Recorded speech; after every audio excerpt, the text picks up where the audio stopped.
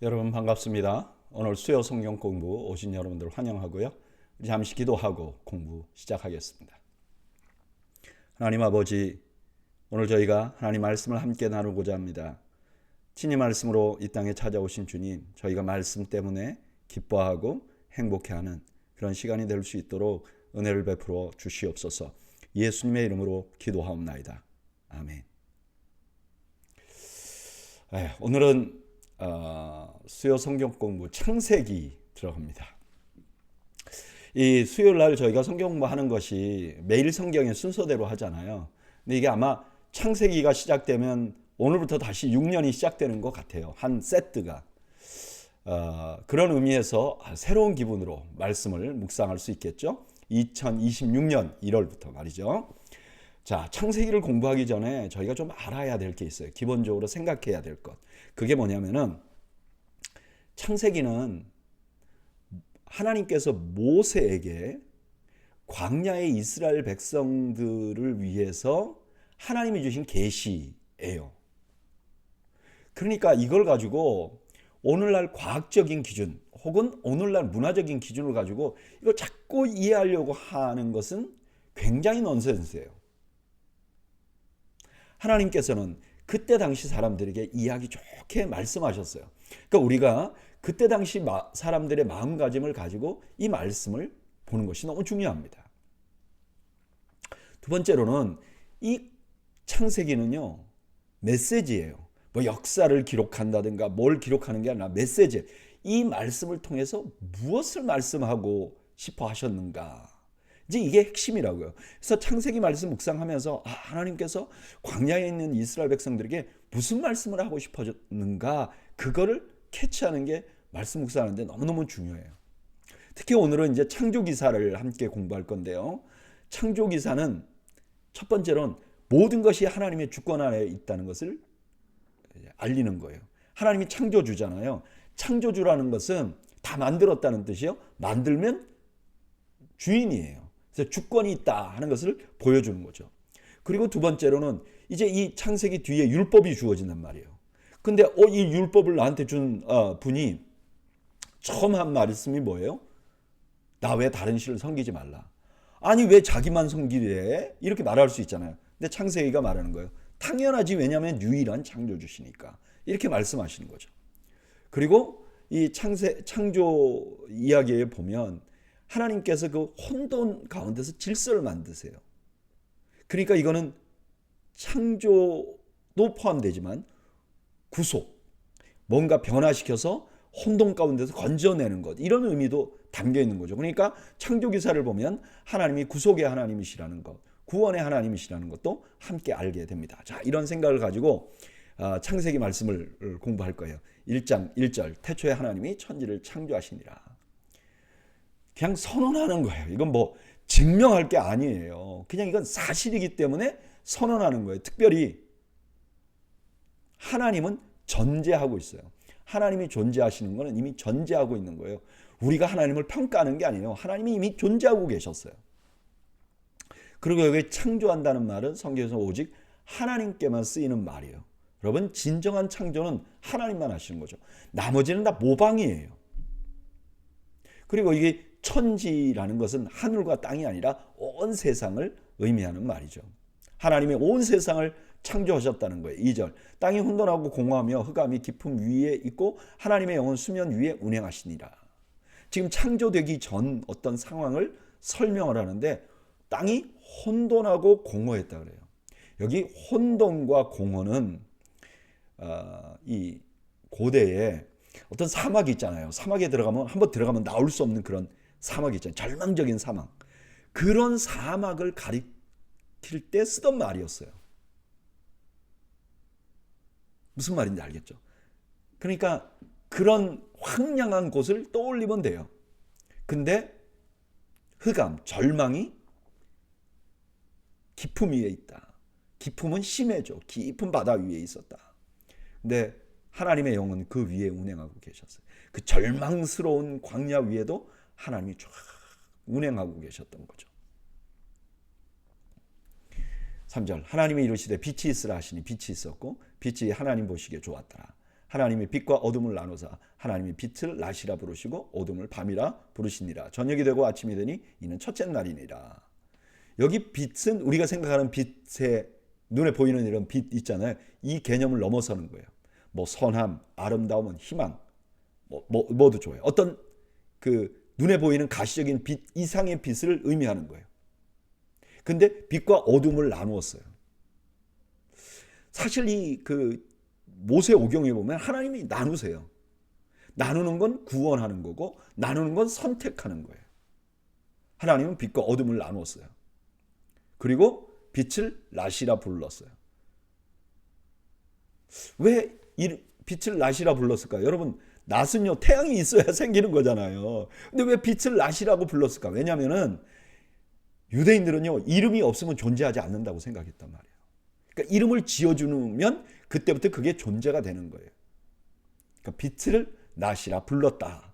하나님이 호칭했다 하는 말씀이죠. 6절 하나님이 이르시되 물 가운데 궁창이 있어 물과 물로 나뉘라 하시고 하나님이 궁창을 만드사 궁창 아래의 물과 궁창 위의 물로 나뉘게 하시니 그대로 되니라. 하나님이 궁창을 하늘이라 부르시니라. 저녁이 되고 아침이 되니 이는 둘째 날이니라. 첫째 날은 빛을 만드시고 둘째 날은 이제 여기 궁창은 하늘을 말하는 거죠. 근데 궁창이라는 단어가 무슨 의미인지는 정확히 몰라요. 이게 아마도 이렇게 쇠철을 막 이렇게 두들겨 펴면 날짝하게 펴지잖아요. 이걸 보고 이제 궁창이라고 불렀던 것 같아요. 근데 이제 그 당시에 사람들이 하늘을 보니까 하늘이 그렇게 보인 거죠. 납덩이처럼. 하나님께서 하늘을 만드셨어요. 그리고 하늘 위의 물, 구름이죠. 하늘 아래 물, 뭐 시냇물이나 바닷물 같이 이렇게 물을 분리하는 거죠. 근데 특이하게 둘째 날은 보시기에 좋았다는 말이 없어요. 왜 그러냐? 이건 고민할 필요 없어요. 뭐 보시기에 좋았다는 말이 둘째 날 있었느냐 없었느냐 이게 막 크게 막 심각하게 고민할 필요는 없어요. 근데 어떤 분들이 이런 말을 해요. 지금 이제 뭐 나눠놨지만 아직 풀도 없고 뭐 새도 없고 아무것도 없잖아요. 그러니까 그렇게 말씀 안 하셨다. 이렇게 말씀하세요. 9절 하나님이 이르시되 천하의 물이 한 곳으로 모이고 묻이 드러나라 하시니 그대로 되니라. 하나님이 묻을 땅이라 부르시고 모인 물을 바다라 부르시니 하나님 보시기에 좋았더라. 하나님이 이르시되 땅은 풀과 씨 맺는 채소와 각기 종류대로 씨 가진 열매 맺는 나무를 내라 하시니 그대로 되어 땅이 풀과 각기 종류대로 씨 맺는 채소와 각기 종류대로 씨 가진 열매 맺는 나무를 내니 하나님이 보시기에 좋았더라. 저녁이 되고 아침이 되니 이는 셋째 날이라. 바다가 만들어지죠. 그리고 땅이 이제 드러나죠. 그리고 초목이 만들어지는 그런 창조를 셋째 날 보여주는 거죠. 1절부터 13절까지는 창조의 말씀 중에 처음 3일간의 역사를 나타내요. 첫째 날은 광야 같은 그 공허와 혼돈이 가득한 그 세상에 하나님께서 빛을 만드세요. 그 다음에 하늘을 만드시고 그 다음에 땅을 만드셨어요. 저는 이 말씀을 묵상하면서 이게 어떤 신문기사에 뭐월 뭐일날 하나님이 천지를 만들었어요. 이게 팩트예요. 이런 말씀을 하고 있는 게 아니에요. 이거는 거대한 찬양이 시작되는 느낌이 드는 거예요. 태초에 하나님이 천지를 창조하시니라.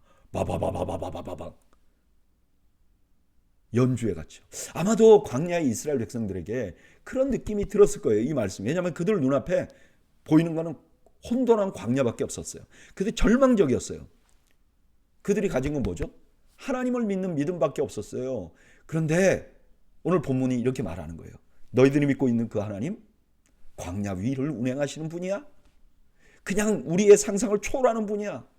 그냥 운행만 하는 분이 아니야. 그 가운데 빛을 만드시고 빛과 어둠을 갈라내시고 초목을 자라게 하실 분이야. 얼마나 희망이 생겼을까요? 광야에서 40년 동안 헤맨 사람들에게 얼마나 희망이 생겼을까요? 그리고 이 말씀은 오늘 우리에게도 동일하게 말씀하는 거예요. 여러분, 우리 하나님은 절망과 혼돈 위에 운행하시고 그 절망과 혼돈을 갈라내시고 빛을 만드시고 거기에 초목이 자라게 하실 하나님이십니다. 저는 여러분들이 그 하나님을 신뢰하고 우리가 그 하나님을 신뢰하는 믿음을 가지고 있다는 것을 정말 너무나 소중하게 생각할 수 있는 여러분들이 되시기를 주님의 이름으로 축원합니다. 14절 하나님이 이르시되 하늘의 궁창에 광명체들이 있어 낮과 밤을 나누게 하시고 그것들로 징조와 계절과 날과 해를 이루게 하라. 또 광명체들이 하늘의 궁창에 있어 땅을 비추게 하라 하시니 그대로 되니라. 이제 천체를 만드시는 거죠. 그리고 그 천체들을 통해서 땅을 비추는 거예요. 이거 좀 이상하잖아요. 아니 식물이 없는데 땅에 천체를 만드셨다? 식물이 땅에 있는데 그 후에 천체를 만드셨다. 이게 말이 됩니까? 태양이 없으면 어떻게 식물이 자랍니까? 이거 과학적으로 그렇게 생각하면 안 된다니까요. 이거는 광야에 있는 사람들의 관점에서 보면 이해가 되는 거예요. 처음엔 땅을 봤죠. 그 다음에 하늘을 보는 거죠. 당연하죠. 16절 하나님이 두 큰 광명체를 만드사 큰 광명체로 낮을 주관하게 하시고 작은 광명체로 밤을 주관하게 하시며 또 별들을 만드시고 하나님이 그것들을 하늘의 궁창에 두어 땅을 비추게 하시며 낮과 밤을 주관하게 하시고 빛과 어둠을 나누게 하시니 하나님 보시기에 좋았더라. 저녁이 되고 아침이 되니 이는 넷째 날이니라. 해 달을 다 만드시는 넷째 날에 그 장면이 나옵니다. 이 장면을 보면 이스라엘 백성들에게 이렇게 말씀하는 거죠. 나는 너희들이 생각하는 것처럼 어떤 부족의 하나님이 아니야. 지금 온 세상, 온 우주를 다스리는 하나님이야. 지금 그들에게 이 말씀을 해주고 있는 거죠. 20절 하나님이 이르시되 물들은 생물을 번성하게 하라. 땅 위에 위 하늘의 궁창에는 새가 나르라 하시고 하나님이 큰 바다 짐승들과 물에서 번성하여 움직이는 모든 생물을 그 종류대로 날개 있는 모든 새를 그 종류대로 창조하시니 하나님 보시기에 좋았더라. 하나님이 그들에게 복을 주시며 이르시되 생육하고 번성하여 여러 바닷물에 충만하라. 새들도 땅에 번성하라 하시니 저녁이 되고 아침이 되니 이는 다섯째 날이니라. 생물을 만드시고 복을 주셨어요. 생물을 만드시고 22절에 보면 생물들을 다 만드시고 나서 뭐라 하죠? 그들에게 복을 주셨다 그래요. 이게 하나님의 마음이에요. 하나님은 복 주시기를 원하시는 하나님이세요. 24절 하나님이 이르시되 땅은 생물을 그 종류대로 내되 가축과 기는 것과 땅의 짐승을 종류대로 내라 하시니 그대로 되니라. 하나님이 땅의 짐승들을 그 종류대로 가축을 그 종류대로 땅에 기는 모든 것을 그 종류대로 만드시니 하나님 보시기에 좋았더라. 여섯째 날에는 짐승을 만드시죠. 그래서 가축, 말, 소, 큰 짐승. 그러니까 또 땅에 기는 것은 작은 도마뱀 같은 그런 종류의 모든 짐승들을 만드시는 거예요. 오늘 본문에는 천체가 만들어지는 넷째 날과 동물들이 만들어지는 다섯째 날과 가축이 만들어지는 여섯째 날의 앞부분이 나옵니다. 저는 그냥 이 말씀 쭉 묵상하면서 하나님께서 자연계의 동물들에게 복 주신다는 표현이 너무나 마음에 와닿아요. 하나님께서는 자신이 창조하신 피조물들이 복되게 살기를 바라세요. 이게 하나님의 마음이세요. 심지어 그게 짐승들이라도. 이 마음을 요나 선지자가 알기를 원했어요. 요나서 4장 11절에 하물며 이 큰 성읍 니느웨는 좌우를 분별하지 못하는 자가 10여 만 명이요 가축도 많이 있나니 하나님이 가축도 신경 쓰는데 뭐라 그러냐면 내가 어찌 아끼지 아니하겠느냐. 하나님은 그런 하나님의 마음을 아시기를 원하는 거예요. 이렇게 짐승까지도 아끼신다면 당연히 사람은 아끼시겠죠. 당연히 자기 백성은 아끼시죠. 그래서 예레미야가 포로로 잡혀가는 백성들에게 이렇게 말하는 거예요.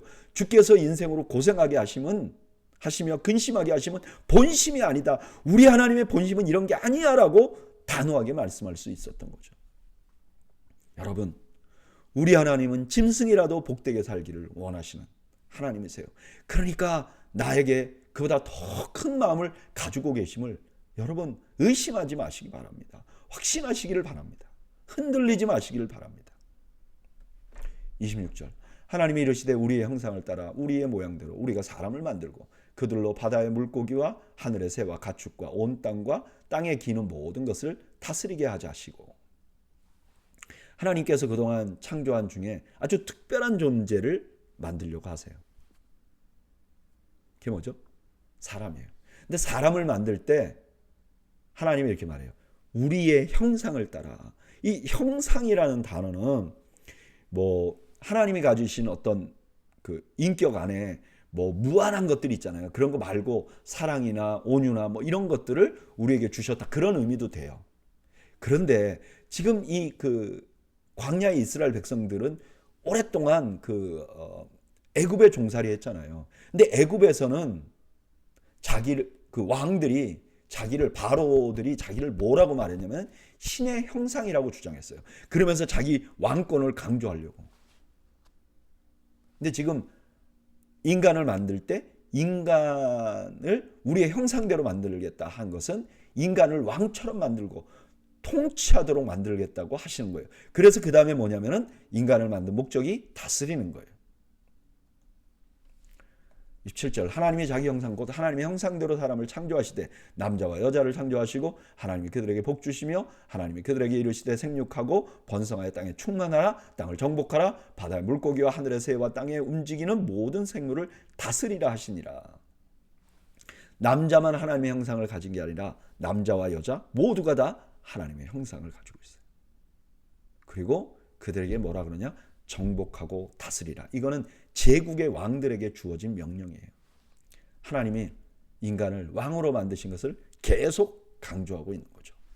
29절 하나님이 이르시되 내가 온 지면에 씨 맺는 모든 채소와 씨 가진 열매 맺는 모든 나무를 너희에게 주노니 너희의 먹을 거리가 되리라. 또 땅의 모든 짐승과 하늘의 모든 새와 생명이 있어 땅에 기는 모든 것에게는 내가 모든 푸른 풀을 먹을 거리로 주노라 하시니 그대로 되니라. 하나님이 지으신 그 모든 것을 보시니 보시기가 심히 좋았더라. 저녁이 되고 아침이 되니 이는 여섯째 날이니라.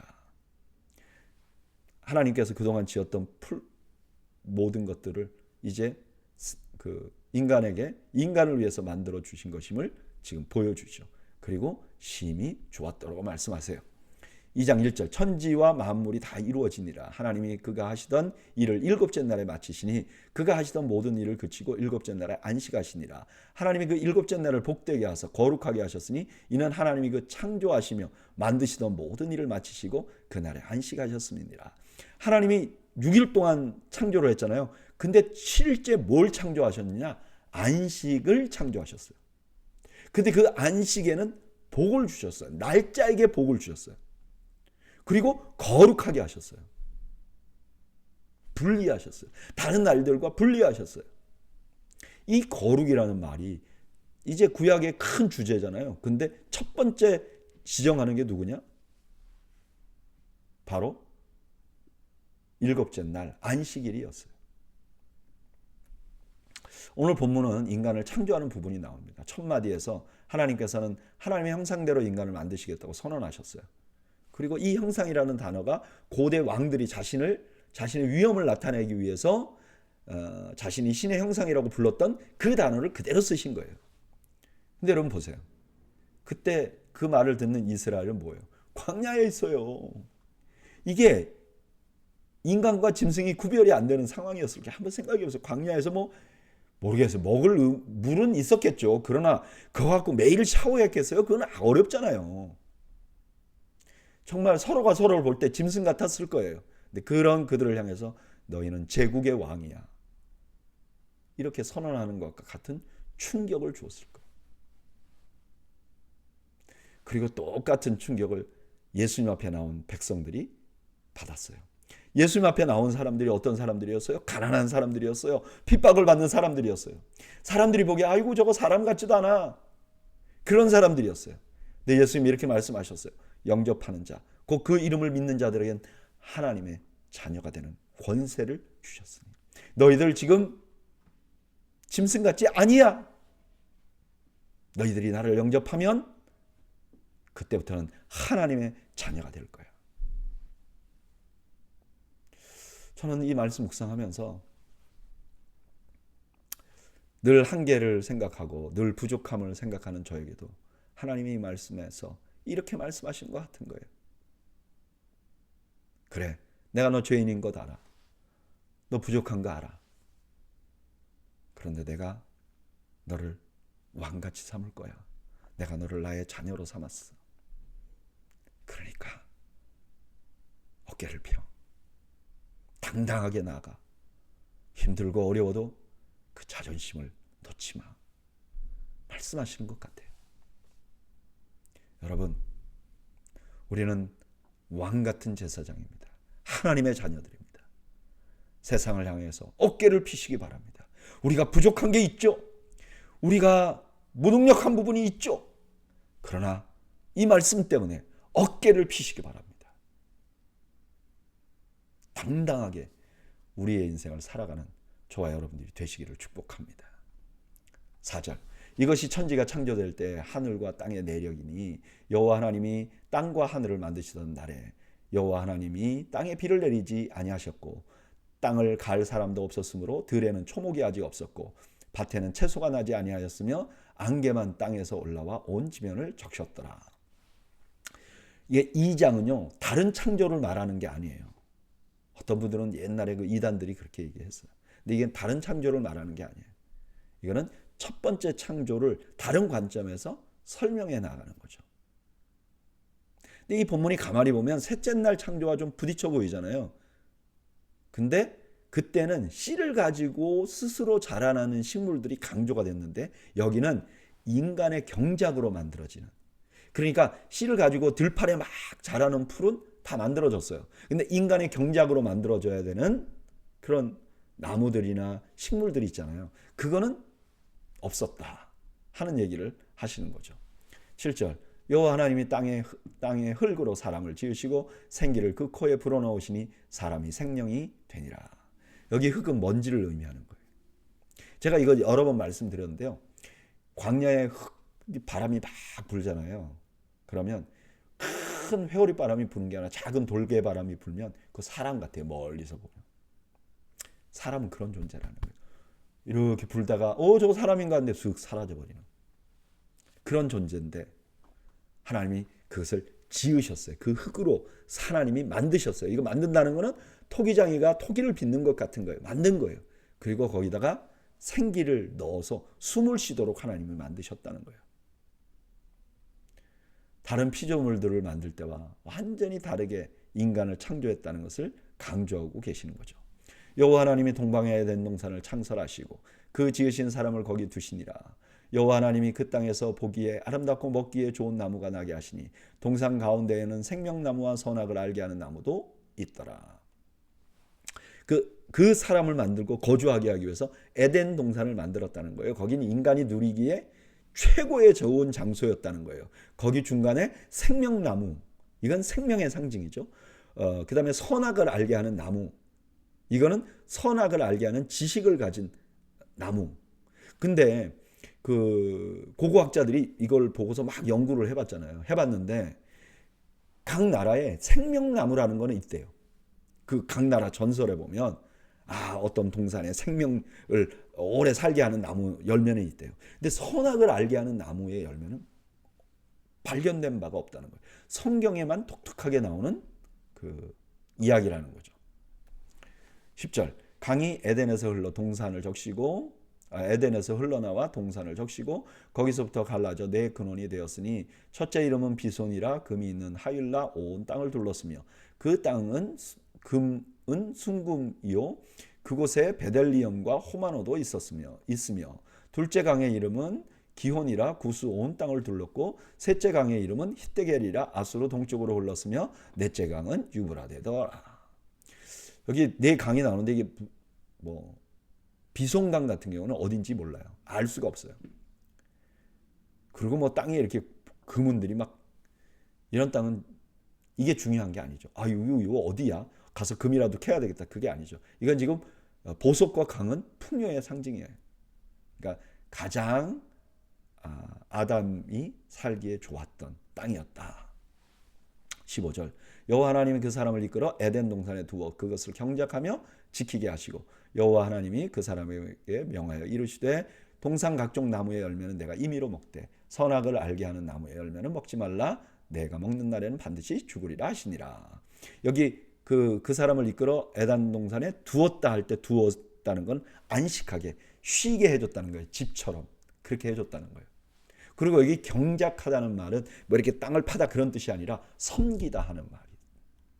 그러니까 그 에덴 동산을 다 돌보았다. 청지기처럼 했다 하는 그런 의미가 있는 거죠. 그리고 거기서 첫 번째 명령이 나와요. 명령이 뭐죠? 선악을 알게 하는 나무의 열매를 먹지 마라. 그러면 죽을 것이야. 이게 어떤 율법의 패턴이에요. 이거 하지 마. 그러면 벌 받을 거야. 지금 첫 번째 율법의 패턴이 나온 거죠. 18절. 여호와 하나님이 이르시되 사람이 혼자 사는 것이 좋지 아니하니 내가 그를 위하여 돕는 배필을 지으리라 하시니라. 하나님이 배필을 지어 주려고 계획을 하십니다. 여기 돕는 배필이라는 돕는다는 말은 하등하다는 뜻이 아니죠. 이거 하나님을 나타낼 때도 사용돼요. 시편 33편 20절에 우리의 도움과 할 때 하나님을 도움이라고 말하잖아요. 그러니까 여자가 남자보다 열등하다 그런 뜻은 아니에요. 하나님께서 아담에게도 배필을 만들어 주시겠다라고 작정을 하신 것이죠. 19절 여호와 하나님이 흙으로 각종 들짐승과 공중의 각종 새를 지으시고 아담이 무엇이라 부르나 보시려고 그것들을 그에게로 이끌어 가시니 아담이 각 생물을 부르는 것이 곧 그 이름이 되었더라. 아담이 모든 가축과 공중의 새와 들의 모든 짐승에게 이름을 주니라. 아담이 돕는 배필이 없음으로. 이름을 짓는 건 이게 소유자가 되는 거예요. 통치자가 되는 거예요. 그래서 지금 하나님께서 아담을 통치자로 만들어 가시는 거죠. 이렇게 자기의 할 일을 다 마친 후에 이제 배필에 대한 언급을 하죠. 21절 여호와 하나님이 아담을 깊이 잠들게 하시니 잠들매 그가 그 갈빗대 하나를 취하고 살로 대신 채우고 여호와 하나님이 아담에게서 취하신 그 갈빗대로 여자를 만드시고 그를 아담에게로 이끌어 오시니 아담이 이르되 이는 내 뼈 중에 뼈요 살 중에 살이라. 이것을 남자에게서 취하였은즉 여자라 부르리라 하니라.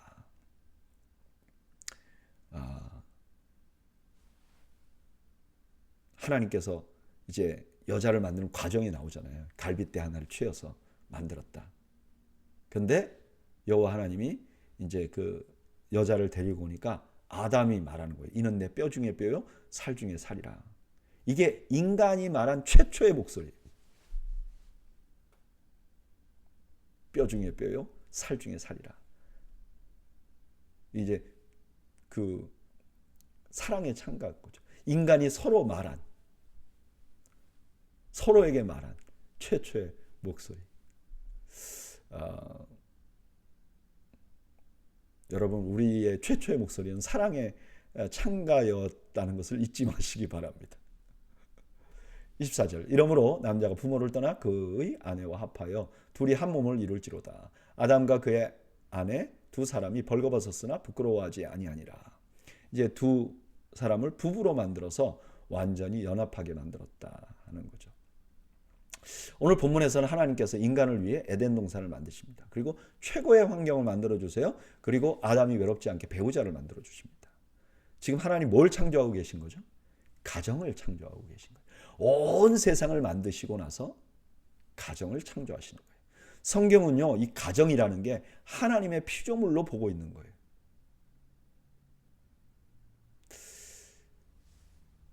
그런 의미에서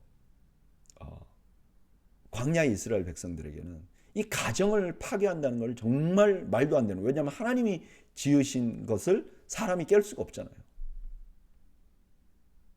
그런데 세월이 흐르니까 요즘에 가장 세상에 드센 도전을 받고 있는 것이 가정이에요. 악한 세력은 어떻게 하든지 하나님께서 만드신 좋은 기관을 파괴하려고 해요. 그래서 수많은 가정들이 파괴되는 거죠. 근데 그동안은 단순히 가정을 파괴하려고 사탄이 애를 썼잖아요. 이제는 아예 가정에 대한 개념 자체를 파괴해 나가는 거죠. 한 남자와 한 여자가 결혼하는 것이 아니고 한 여자나 한 여자가 한 남자나 한 남자가 결혼할 수 있다. 생산이 되지 않는 생육하고 번성하지 않는 가정을 만들어 나가려고 하는 거죠. 심지어는요 개와도 결혼을 허락하자 이런 나라들이 있잖아요. 그리고 뭐 짐승과도 결혼하는 사람들이 있잖아요. 미쳐 돌아가는 거예요. 여러분, 그리스도인들이 해야 할 가장 중요한 사명이 무엇인가? 가정을 지키는 거예요. 그리고 아파하는 가정이 있다면 살려내는 거예요.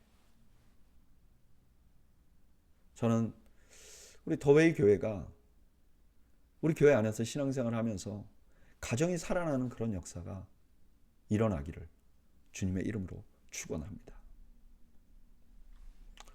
이제 좀 어두운 얘기가 시작이 됩니다. 1절. 그런데 뱀은 여호와 하나님이 지으신 들짐승 중에 가장 강교하니라. 뱀이 여자에게 물어 이르되 하나님이 참으로 너희에게 동산 모든 나무의 열매를 먹지 말라 하시더냐.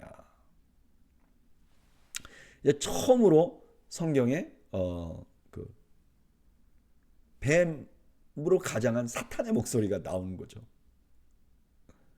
근데 왜 하필이면 사탄이 뱀의 모양을 가졌을까? 뭐 여러 가지 설이 있는데요. 제가 뭐 책을 좀 찾아보니까 뱀이 그 당시에 가장 폭넓게 숭배받았던 짐승 중에 하나래요. 그래서 이 뱀으로 형상화하면 사람들이 이해가 되는 거야. 아, 저거 악하구나. 이렇게.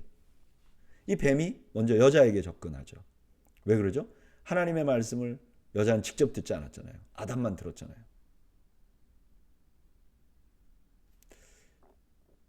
뱀이 제일 먼저 한 건 뭐죠? 하나님이 명령했다는 것을 하나님이 말하신 것으로 축소해요. 하나님의 말씀을 축소하는 거예요. 2절. 여자가 뱀에게 말하되 동산나무의 열매를 우리가 먹을 수 있으나 동산 중앙에 있는 나무의 열매는 하나님 말씀에 너희는 먹지도 말고 만지지도 말라 너희가 죽을까 하노라 하셨느니라. 여자의 첫 번째 실수는 뭐죠? 그 사탄의 목소리에 반응한 거죠. 두 번째 실수는 뭐죠? 사탄이 한 것처럼 하나님의 말씀을 왜곡하는 거예요. 4절. 뱀이 여자에게 이르되 너희가 결코 죽지 아니하리라. 너희가 그것을 먹는 날에는 너희 눈이 밝아져 하나님과 같이 되어 선악을 알 줄 하나님이 아심이라. 이제 뱀이 설득하지 않고 단언해요. 뭐라 그러냐? 죽지 않을 거야. 그리고 눈이 밝아질 거야. 그리고 하나님처럼 될 것이야. 이 핵심 뭐죠? 하나님처럼 될 것을 하나님이 알아서 너에게 못 먹게 한 거야. 자, 사탄은 이렇게만 던져놓고 사라져버려요. 그 다음에 어떤 일이 있느냐? 그 내부에 있는 욕망이 그 다음부터 진행해요. 6절. 여자가 그 나무를 본즉 먹음직도 하고 보암직도 하고 지혜롭게 할 만큼 탐스럽기도 한 나무인지라. 여자가 그 열매를 따먹고 자기와 함께 있는 남편에게도 주매 그도 먹은지라. 이에 그들의 눈이 밝아져 자기들이 벗은 줄을 알고 무화과 나무 잎을 엮어 치마로 삼았더라. 죄로 가는 순서가 이래요. 사탄이 유혹을 하죠. 그 다음에는 내 안에 있는 죄악이 그걸 끌고 가는 거예요. 그들이 따먹었어요. 근데 실제로 사탄이 말한 것처럼 안 죽었어요. 오? 사탄이 말한 게 맞네. 안 죽었네. 그 다음에 눈이 밝아졌어요. 오? 우리 눈이 밝아졌네. 사탄이 한 게 맞네.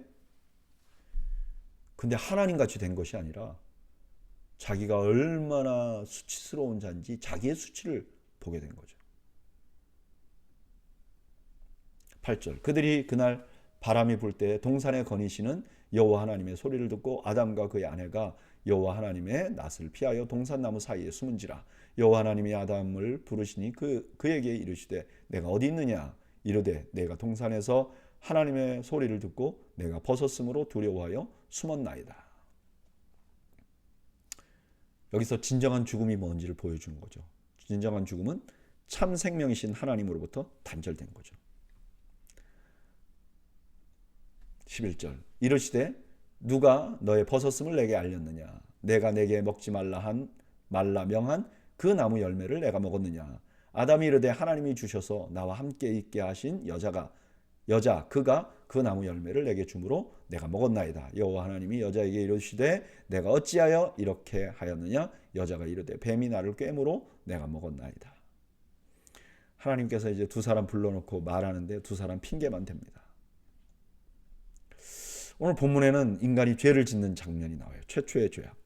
그 시작은 뱀으로 가장된 사탄의 음성이에요. 그런데 그 음성에 반응한 게 실수였죠. 그리고 그 사탄의 리듬대로 자기도 똑같이 말하기 시작한 거죠. 그런데 그 모든 죄악의 핵심에는 뭐가 있느냐? 선악을 알게 하는 나무의 열매를 먹으면 너도 하나님처럼 될 것이야. 아담과 하와는 그 말을 듣고 먹은 거예요. 참 놀랍죠? 참 악하죠? 지금 누가 만들었어요, 자기를? 누가 자기에게 그 모든 것을 주었죠? 그런데 자기가 지금 왕처럼 살게 한 건 누구죠? 누구 덕분에 그렇게 됐죠? 근데 딱 하나님께 반역하기를 원하는 거예요. 하나님이 아니라 내가 왕이 되겠다. 이게 불행의 시작이고, 이 패턴은 오늘날에도 그대로 진행돼요. 여러분, 우리가 자꾸 자신의 인생의 왕이 되려고 하니까 내가 원하는 대로 안 되면 막 힘들고 괴롭고 고통스러워하는 거예요.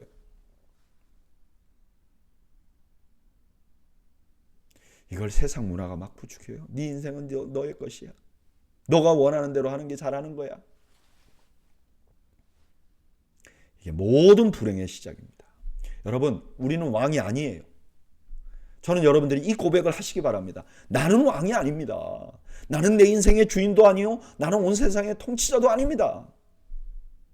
주인은 오직 하나님뿐이십니다.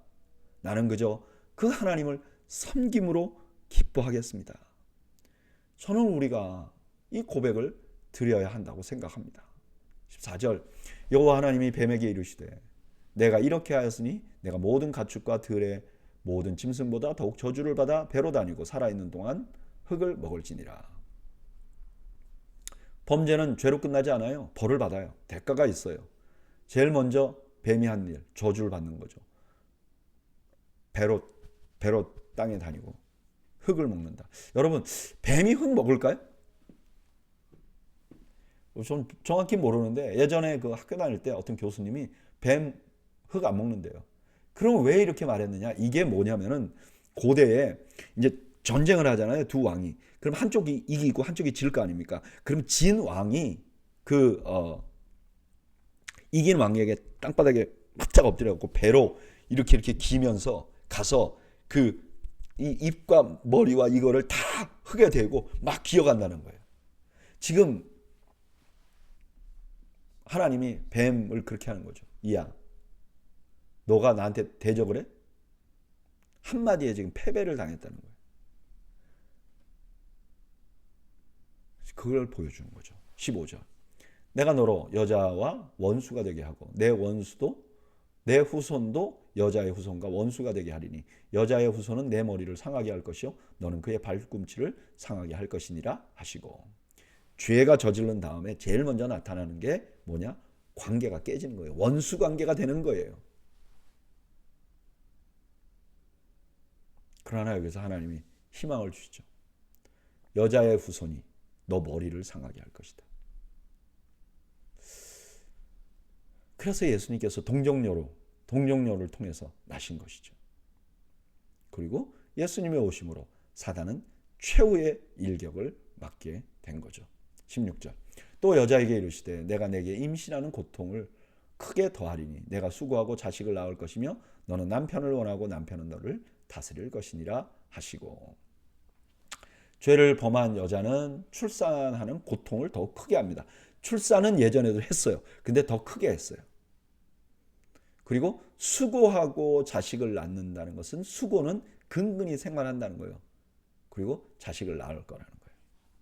그리고 이거 너는 남편을 원하고 남편은 너를 다스린다. 이게 여자는 남편을 막 따르고 남편은 그 여자를 그냥 종처럼 다스린다. 그런 뜻이 아니고 이 여자는 남편의 지배권을 원하는 거예요. 그러니까 그 힘겨루기가 생길 거라는 거. 부부간의 힘겨루기가. 그래서 오늘날도 서로 타인을 지배하려고 하는 그런 일이 생긴 거죠. 17절. 아담에게 이르시되 내가 내 아내의 말을 듣고 내가 내게 먹지 말라 한 나무의 열매를 먹었은즉 땅은 너로 말미암아 저주를 받고 너는 내 평생에 수고하여야 그 소산을 먹으리라. 아담에 대한 벌을 주기 위해서 하나님이 땅을 저주해요. 그래서 땅이 이제 자연스럽게 뭔가 채소를 내는 게 아니라 수고를 하지 않으면 내지 않는 그런 벌을 받는 거죠. 땅이 내게 가시덤불과 엉겅퀴를 낼 것이라 내가 먹을 것은 밭의 채소인즉 내가 흙으로 돌아갈 때까지 얼굴에 땀을 흘려야 먹을 것을 먹으리니 내가 그것에서 취함을 입었느니라 너는 흙이니 흙으로 돌아갈 것이니라 하시니라. 저주받은 땅에서는 그냥 자연 상태의 식물을 그냥 얻기가 힘들게 만들어지고 수고하다가 흙으로 돌아가게 될 것이다. 20절 아담이 그의 아내 이름을 하와라 불렀으니 그는 모든 산자의 어머니가 됨이더라. 저주 이후에 이제 아담이 아내 이름을 다시 부릅니다. 근데 원래 이름 뭐였죠? 여자였죠. 근데 이제는 살아있는 자, 하와, 살아있는 자, 모든 산자의 어머니. 아마도 이 하와가 죄 짓고 나서 출산하는 고통이 크니까 이 여성이라는 거는 존재는 출산과 연관이 있구나. 아마 그렇게 생각했는지 모르겠어요. 근데 이름을 모든 산자의 어머니라 지었어요. 약간 희망이 되죠? 21절. 그 다음에 말씀이 희망이 되는 거죠. 여호와 하나님이 아담과 그의 아내를 위하여 가죽옷을 지어 입히시니라. 이 가죽옷은 당시에 두 가지 의미가 있었어요. 첫째는 옷을 입힌다 하는 것은 왕이나 제사장이 이게 등극할 때 뒤에서 가운 같은 걸 입힐 때 쓰던 말이었어요. 그러니까 지금 하나님께서 죄악을 저지른 아담과 하와일지라도 그들을 왕 같은 제사장으로 여전히 그 직무를 감당할 수 있게 해준다 하는 그런 의미가 있는 거죠. 그리고 또 하나는 이제 옷을 입혀 놓으면 너희가 이제 옷을 입어야만 하는 존재야. 그 전에는 안 입어도 괜찮았는데 왜 그렇지? 죄를 지어서. 그러니까 죄를 자꾸 기억나게 하기 위해서 주셨다. 그리고 신약에서는 예수님 하나님께서 자신의 독생자를 십자가에 희생하시면서 예수 그리스도로 옷 입게 하시자는 표현이 나오잖아요. 그게 여기와 연관이 있는 것 같아요. 이 말씀과 연관이 있는 것 같아요. 죄악 가운데서도 버려진 것 같은 자들에게도 자비를 베푸시는 하나님의 모습이 나온 거죠. 그 다음에 22절 여호와 하나님이 이르시되 보라 이 사람이 선악을 아는 일에 우리 중 하나같이 되었으니 그가 그의 손을 들어 생명나무 열매도 따먹고 영생할까 하노라 하시고. 지금 사탄의 말이 반은 진실이었어요. 인간은 선악을 부분적으로 알게 됐어요. 그리고 하나님의 형상으로 지음받았으니까 하나님께서 가지신 지혜를 우리가 조금 더 알게 됐어요. 무슨 악이나 선이나. 그러나 하나님이 된 것은 아니에요. 그러니까 반만 진실인 게 거짓이에요. 새빨간 거짓말이다. 이거는 모든 게 거짓말이다 뜻이 아니에요. 일부가 거짓말이라는 걸 의미하는 거예요. 그리고 하나님은 그들이 죄악 가운데서 영원히 사는 것을 막기를 원한 거죠. 이것도 하나님의 사랑의 일부죠. 23절 여호와 하나님이 에덴 동산에서 그들을 쫓아보내어 그의 근원이 된 땅을 갈게 하시니라. 이같이 하나님이 그 사람들을 쫓아내시고 에덴 동산 동쪽에 그룹들과 두루 도는 불칼을 두어 생명나무의 길을 지키게 하시니라. 그들을 에덴에서 추방하시고 생명나무를 지키게 하셨다. 오늘 본문은 죄를 지은 인간에게 내리신 하나님의 징계를 보여줘요. 뱀은 패배자처럼 다니게 됐어요. 여자들은 출산의 고통을 겪게 됐어요. 남자는 수고를 해야만 먹을 수 있게 됐어요. 그리고 에덴에서 쫓겨났어요. 그런데 그런 중에도 하나님께서는 인간에게 가죽옷을 입혀주세요. 제사장들에게는 하는 거예요. 이 말을 처음 들을 때 이스라엘 백성들은 이런 생각이 들었을 거예요. 그들이 40년 동안 얼마나 많은 죄를 저질렀어요. 정말 하나님의 마음을 너무 아프게 했죠. 그래서 광야에서 헤맸잖아요. 그래서 이 사람들 마음속에 우리 하나님이 우리를 버리지 않았을까? 그런 생각이 들었을 거예요. 바로 그런 때 이 장면은 광야가 왜 그들에게 그렇게 고통스러웠는지도 알려준 거죠. 왜 그렇죠? 죄 때문에. 이게 오늘 사는 우리들에게도 질문이 있잖아요. 하나님이 선하시다면 왜 우리에게 고통이 있나요? 답은 죄 때문에. 죄는 내가 저지른 죄 때문에, 내 부모의 죄 때문이 아니라 아담 이후로 광범위하게 저지른 죄 때문에 세상이 망가져서 나에게 이런 고통이 있다는 거예요. 자, 그러면 우리가 절망인가? 아니에요. 왜냐하면 옷을 입히시는 하나님이 계시기 때문에. 광야에서 먼지 같은 백성을 제사장 나라 삼으시고 함께 하신 하나님. 하나님이 이스라엘에게 말했잖아요. 너희를 제사장 나라 삼아주겠다. 그렇게 반역하고 그렇게 하나님 말씀 어긴 그들에게 제사장 나라 삼아주신 거잖아요. 지금 오늘 이 장면을 보면서 그들은 그 생각이 났을 거예요. 근데 우리는 어떤가요? 우리는 더 놀라운 은혜를 받았죠. 하나님께서 짐승을 잡아서 가죽옷을 입히신 게 아니라 그 아들을 십자가에 못 박고 죄악된 우리를 하나님의 자녀 만들어주기 위해서, 왕같은 제사장으로 만들어주기 위해서 십자가에 그 아들을 못 박고 그 아들 예수 그리스도의 옷으로 우리를 입히신 거잖아요. 그래서 우리가 지금 하나님의 아들이다, 하나님의 자녀다, 그러면서 우리가 기도하잖아요. 회복시키신 거잖아요. 그래서 우리의 인생은 허무나 고통으로 끝나는 게 아니고 영원한 하나님 나라를 바라볼 수 있게 되는 거예요. 왜? 우리에게 옷 입히시는 하나님이 계시기 때문에. 여러분, 우리가 그 하나님을 신뢰합시다. 그 하나님을 따릅시다. 이것만이 우리의 진정한 살 길임을 잊지 않는 여러분들이 되시기를 주님의 이름으로 축원합니다. 4장, 그 죄악이 어떻게 번져나갔는지 보여주죠. 아담이 그의 아내 하와와 동침하며 하와가 임신하여 가인을 낳고 이르되 내가 여호와로 말미암아 득남하였다 하니라. 그가 또 가인의 아우 아벨을 낳았는데 아벨은 양치는 자였고 가인은 농사하는 자였더라. 에덴에서 쫓겨난 후에 하와는 가인을 낳았어요. 하나님으로 말미암는 일이다. 그 다음에 아벨을 낳았어요. 그리고 제일 먼저 그들의 직업을 소개해요. 여러분, 직업은 이만큼 중요한 거예요. 맨 처음에 아담과 하와 이후에 태어난 아이들의 정체성을 직업으로 지금 말하는 거죠. 3절, 세월이 지난 후에 가인은 땅의 소산으로 제물을 삼아 여호와께 드렸고 아벨은 자기도 양의 첫 새끼와 그 기름으로 드렸더니 여호와께서 아벨과 그의 제물은 받으셨으나 가인과 그의 제물은 받지 아니하신지라. 가인이 몹시 분하여 안색이 변하니. 둘 다 하나님께 제사를 드립니다. 근데 왜 아벨의 제사는 안 받으시고 가인의 제사는 받으셨는가? 히브리서에서는 믿음으로 아벨은 드렸다는 거예요, 제사를. 그럼 믿음으로 드린 제사와 믿음 아니고 드린 제사는 뭐가 달랐는가? 그냥 우리가 상상하기에 믿음이 있었다는 건 확실한 거고, 우리가 상상하기에 잘 보세요. 아벨은 양의 첫 새끼, 제일 소중한 거, 그 기름, 최상의 것, 이걸 드렸다는 거예요.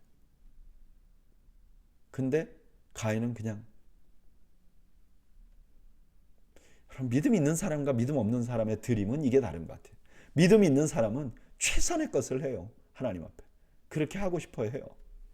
6절, 여호와께서 가인에게 이르시되 내가 분하여 함이 어찌 됨이며 안색이 변함은 어찌 됨이냐. 내가 선을 행하면 어찌 낯을 들지 못하겠느냐. 선을 행하지 아니하면 죄가 문에 엎드려 있느니라. 죄가 너를 원하나 너는 죄를 다스릴지니라. 가인은 이런 상황에 대해서 화가 나 있는 거예요. 아니, 뭐하러 화를 내는지. 어쨌든 하나님께서 죄가 문 앞에 있느니라. 죄가 너를 원하나 너는 죄를 다스릴지니라. 이게 히브리어로 원문으로는 해석하기가 굉장히 어렵대요. 근데 저는 그냥 죄 짓지 말고 다스리라. 죄가 우리한테 항상 있잖아요. 죄를 짓게 유혹하려고 하잖아요. 근데 그거 끌려다니지 말고 다스리라 하는 말씀으로 이해하면 좀 쉬운 것 같아요. 8절, 가인이 그의 아우 아벨에게 말하고 그들이 들에 있을 때에 가인이 그의 아우 아벨을 쳐 죽이니라. 여호와께서 가인에게 이르시되 내 아우 아벨이 어디 있느냐. 그가 이르되 내가 알지 못하나이다. 내가 내 아우를 지키는 자이니까. 이르시되 내가 무엇을 하였느냐. 내 아우의 핏소리가 땅에서부터 내게 호소하느니라. 가인은 결국 죄에게 다스림을 당합니다. 그리고 아우를 들판으로 불러내서 죽입니다. 자기는 완전 범죄라고 생각하는데 하나님이 다 보고 계셨습니다. 그리고 그 아우의 핏소리를 듣고 계시다고 말합니다. 11절, 땅이 그 입을 벌려 내 손으로부터 내 아우의 피를 받았은즉 내가 땅에서 저주를 받으리니 내가 밭을 갈아도 땅이 다시는 그 효력을 내게 주지 아니할 것이요 너는 땅에서 피하며 유리하는 자가 되리라. 평생 농부로 살았던 가인은 이제 땅에서 유리한다는. 여기 유리한다는 건 부족사에서 이제 추방당하는 거거든요. 이건 굉장히 위험해요. 누구라도 그 사람 죽일 수 있는 그런 상황이 돼요. 그러니까 13절에 가인이 여호와께 아뢰되 내 죄벌이 지기가 너무 무거우니이다. 주께서 오늘 이 지면에서 나를 쫓아내시온즉 내가 주의 낯을 배웁지 못하리니 내가 땅에서 피하며 유리하는 자가 될지라. 무릇 나를 만나는 자마다 나를 죽이겠나이다. 여호와께서 그에게 이르시되 그렇지 아니하다. 가인을 죽이는 자는 벌을 7배나 받으리라 하시고 가인에게 표를 주사 그를 만나는 모든 사람에게서 죽임을 면하게 하시니라. 동생 죽여놓고 벌이 중하다고 불평해요. 참 이해할 수 없어요. 그런데 더 이해할 수 없는 것은 하나님이 그 가인을 보호해 주겠다고 그래요. 그리고 16절 가인이 여호와 앞을 떠나서 에덴 동쪽 놋 땅에 거주하더니 아내와 동침하며 그가 임신하여 에녹을 낳은지라. 가인이 성을 쌓고 그의 아들의 이름으로 성을 이름하여 에녹이라 하니라. 하나님의 보호를 받던 가인은요 더 번성해요. 도대체 죄를 지은 사람은 왜 그렇게 하는 거예요? 이런 생각이 들잖아요. 왜 죄 지은 사람이 더 번성하죠? 고대에 성을 쌓는 거는요 왕이나 할 수 있는 일이에요. 가인이 엄청난 부를 쌓은 거예요. 18절 에녹이 이랏을 낳고 이랏은 무후야를 낳고 무후야는 무두사엘을 낳고 무두사엘은 라멕을 낳았더라. 라멕이 두 아내를 맞이하였으니 하나의 이름은 아다요 하나의 이름은 실라더라. 아다는 야발을 낳았으니 그는 장막에 거주하며 가축을 치는 자의 조상이 되었고.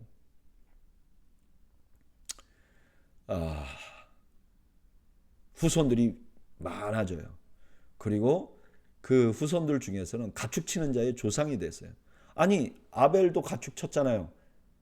여기 그 야발은 뭐 양과 그 염소뿐만 아니라 막 말과 소 등 큰 가축을 치는 자의 목장주의 조상이 되었다. 이런 의미가 있어요. 21절 그의 아우의 이름은 유발이니 그는 수군과 퉁소를 잡는 모든 자의 조상이 되었으며 실라는 두발가인을 낳았으니 그는 구리와 새로 여러 가지 기구를 만드는 자여 두발가인의 누이는 나아마였더라. 가인의 후손은요 계속 번성해요. 돈 많이 버는 거예요. 기업을 만들었는데 기업가 돈을 엄청나게 버는 기업가가 된 거예요. 아벨은 죽었는데 하나님이 그 죽인 살인자를 보호하시고 그 다음에 번성하게 하시는 거예요. 너무 답답하죠? 23절 라멕이 아내들에게 이르되 아다와 실라여 내 목소리를 들으라. 라멕의 아내들이여 내 말을 들으라. 나의 상처로 말미암아 내가 사람을 죽였고 나의 상압으로 말미암아 소년을 죽였도다. 가인을 위하여는 벌이 7배 1인데 라멕을 위하여는 벌이 70배 1이로다 하였더라. 그 다음에 그 라멕은요 사람을 죽입니다. 또 그리고 자신의 정당성을 주장해요. 죄는요 계속해서 번성합니다.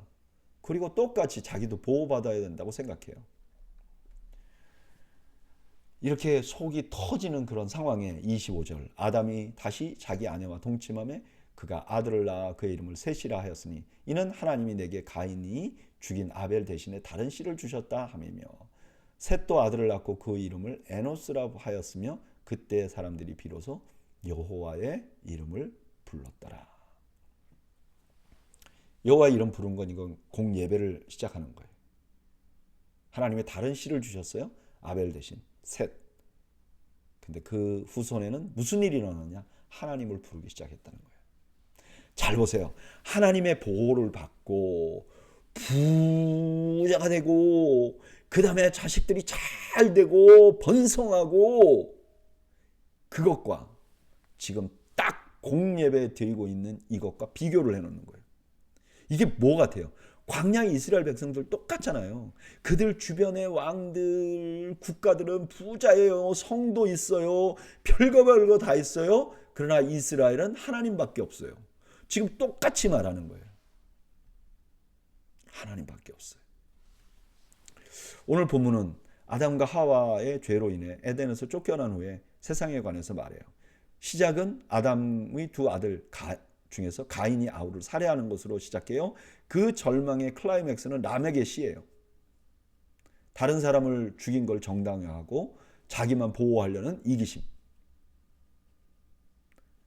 그런데 이상한 거는 이렇게 하나님 떠난 사람들이 풍요가 계속 된다는 거예요. 근데 풍요가 보이지만 무언가 약간 망가진 것 같은 느낌은 들죠. 이게 모세 시대 주변 국가들의 모습이에요. 그리고 우리가 사는 시대의 모습이기도 해요.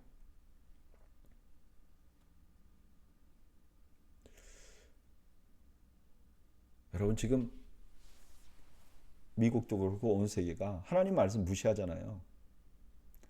그럼 잘못돼야 될 것 같죠. 근데 미국은요 유사 이래로 가장 강력해요 지금. 물질적으로도 막 요즘에 뭐 경기가 안 좋아요. 여러분 유사 이래 가장 풍요로운 시대를 살고 있어요. 근데 우리가 알잖아요. 뭔가 제대로 돌아가지 않고 있다는 느낌. 그런 가운데 우리가 살고 있죠. 우리 자신을 보면 참 보잘것없어요. 우리가 할 수 있는 게 뭐죠? 그냥 하나님 예배하는 거예요. 하나님 예배하는 자들은 이제 소수예요. 근데 오늘 본문은 이렇게 말하는 거예요.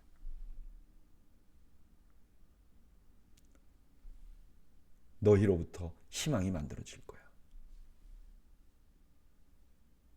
실제로 그러셨죠.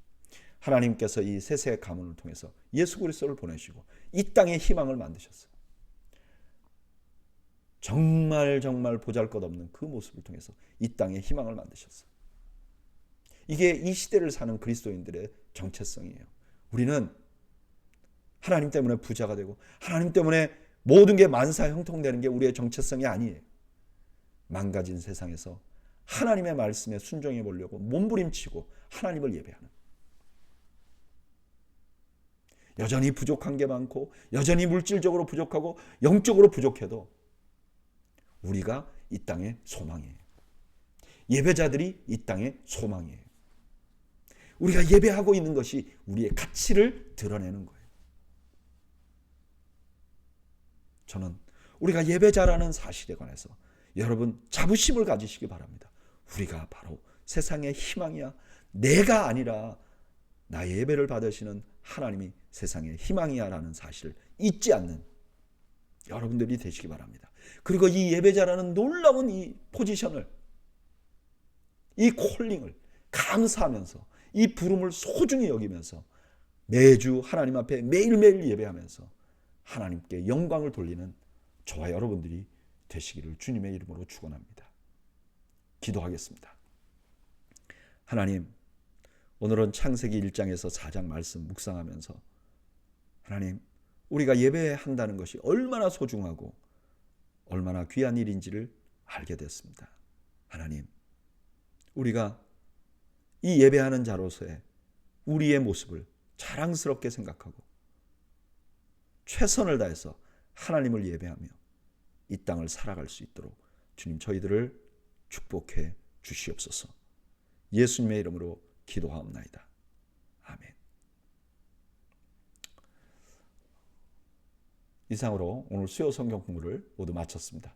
여러분들 가정에 하나님이 주시는 큰 평강이 함께 하시기를 주님의 이름으로 축원합니다. 감사합니다.